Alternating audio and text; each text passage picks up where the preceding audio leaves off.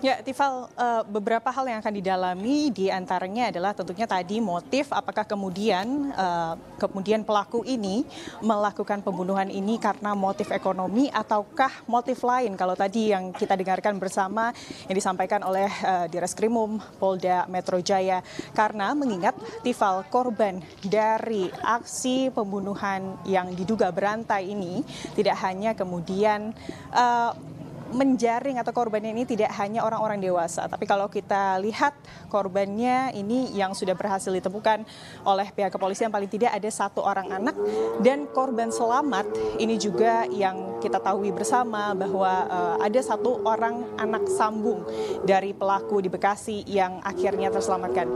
Inilah di antara hal yang kemudian akan didalami oleh pihak kepolisian tadi sekitar pukul 15.30, kemudian di Reskrim Polda Metro Jaya bersama ada Puslap 4 dari Bareskrim ini juga diperbantukan dengan beberapa dokpol begitu Tifal ini sampai ke lokasi untuk kemudian mengecek kembali, melihat kembali bagaimana kondisi rumah pelaku. Paling tidak di sini ada 2 rumah pelaku, yakni Solihin dan juga Wawan begitu Tifal dan juga saudara, di mana di kedua rumah tersebut ini ditemukan jasad-jasad korbannya yang berdasarkan informasi yang kami dapatkan ini sudah kurang lebih 2 tahun ini tersimpan di lokasi tempat kejadian perkara.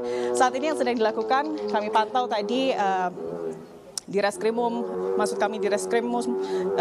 Polda Metro Jaya ini tengah meninjau kembali lokasi untuk melihat kembali bersama dengan Puslap 4 Bareskrim Polri ini kemudian mengecek untuk kemudian tentunya menggali lagi informasi-informasi yang diperlukan. Yang juga menjadi fokus ini adalah apakah kemudian masih ada pelaku-pelaku lain, Tifal dan juga saudara, karena kalau kita ketahui hingga saat ini pelaku yang sudah ditetapkan atau tersangka yang sudah ditetapkan oleh pihak kepolisian paling tidak ada 3, Tifal. Yang pertama ini adalah Wawon dan juga Solihin yang rumahnya saat ini tengah kemudian ditinjau kembali, diperiksa kembali oleh pihak kepolisian. Lalu juga ada Deden yang saat ini kondisinya ini juga masih dirawat di ICU karena memang kemarin pada saat kejadian keracunan sekeluarga di Bekasi ini, Deden merupakan salah satu orang yang kemudian juga meminum begitu ya, meminum kopi yang diduga terdapat racun di situ dan saat ini masih ditangani di rumah sakit di Bekasi begitu Tifal. Dan itulah yang kemudian polisi akan coba menggali, jangan sampai masih ada kemudian pelaku yang tersisa, apalagi jangan sampai kemudian justru otak dari pelaku ini yang kemudian terabaikan atau tidak bisa diamankan atau ditangkap. Dan selain dari pelaku-pelaku korban Tifal, ini jugalah yang kemudian menjadi fokus polisi. Karena kalau kita melihat Tifal dan juga saudara, korban hingga saat ini sudah ada 9 korban Tifal, di mana 3 kita ketahui baru saja terungkap kemarin, di mana saat kejadian keracunan itu terjadi, dan sebelumnya ini ada beberapa korban juga yang sudah lama ditutup-tutupi begitu oleh pelaku, di mana korban ini dikubur di rumah masing-masing pelaku, baik Deden maupun Solihin. Di tempat kami melaporkan saat ini, Tifal dan juga saudara, paling tidak ada 2 rumah yang kemudian dijadikan TKP tempat para pelaku kemudian mengubur jasad dari korban-korbannya. Yang pertama di rumah dari Solihin atau yang kerap disapa oleh tetangganya ini sebagai Ihin, ada 1 lobang yang berisi kemudian 2 jenazah yang sudah paling tidak menurut informasi dari pihak kepolisian ini sudah kurang lebih 2 tahun berada di dalam lubang tersebut, jenazah yang berhasil disembunyikan. Dan selanjutnya di rumah dari Wawon. Wawon ini rumahnya agak masuk lagi ke dalam, Tifal dan juga saudara, dan di situ terdapat 1 orang jenazah yang kemudian jenazah itu merupakan jenazah anak-anak yang diduga ini merupakan anak dari Wawon sendiri. Namun polisi masih kemudian menggali lebih lanjut siapakah atau apa kemudian motif dari Wawon kemudian menguburkan jenazah anaknya sendiri di rumah tersebut, dan bisa dibilang ini ditutup-tutupi begitu Tifal. Oke, Anda yang berada di sana bahkan sebelum otoritas kepolisian datang ke TKP untuk melakukan pengecekan kembali, em, karena lokasinya padat penduduk ya, jadi tidak ada jarak yang cukup lebar antara satu rumah dengan rumah yang lain.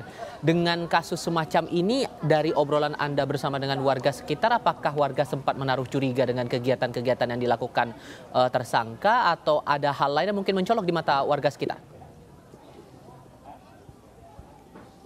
Ya, Tifal, ketika kita atau siapapun sebetulnya kemudian datang ke lokasi ini, hal itu juga pasti menjadi suatu hal yang akan dirasa janggal karena memang betul sekali, Tifal. Kalau kita lihat dari kondisi pemukiman di sini ini benar-benar padat penduduk, di mana di depan rumah ini hanya ada jalan sempit yang mungkin hanya muat untuk 2 motor begitu, Tifal. Jadi inilah yang kemudian kami tanyakan, kenapa bisa kemudian rumah sepadat penduduk ini tidak kemudian ada tetangga yang melihat aksi dari pelaku, apalagi kalau kita lihat dari kuburan dari jasad-jasad korban ini dikuburkan oleh pelaku ini di halaman rumah.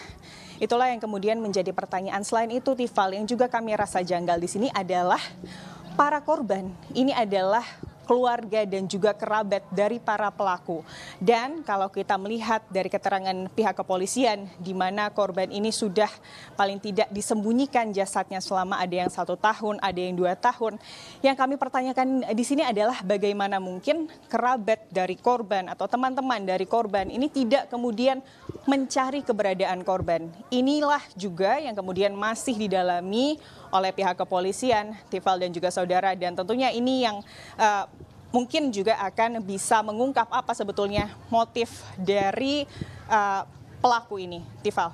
Selain mengecek TKP di rumah yang menjadi tempat tempat kejadian perkara dari kasus pembunuhan berantai ini, adakah hal lain yang juga bakal dilakukan otoritas kepolisian untuk bisa mendalami lagi kasus ini?